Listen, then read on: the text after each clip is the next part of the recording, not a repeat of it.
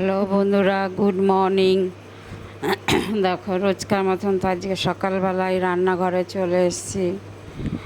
তাই দেখো, আজকে শনিবার, নিরামিষ।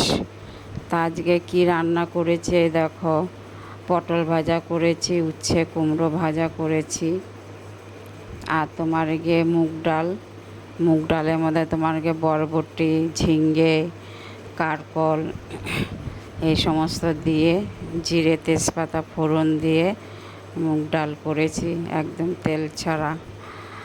আর এই দেখো, ছেলের জন্য শসা, তারপর তোমার এই উচ্ছে সেদ্ধ, হ্যাঁ, পেয়ারা। আজকে আর অন্য কোনো ফল নেই, ফল শেষ হয়ে গেছে, কাজে আজকে এই দু রকমই ফল। আর এই দেখো, এই যে ঝিঙ্গে সেদ্ধ, বরবটি সেদ্ধ তুলে দিয়েছি, এটা খেয়ে যাবে এখন। আর টিফিনে তো ফল দিয়ে দিয়েছি, ভাত আর ওই ডাল নিয়ে যাবে।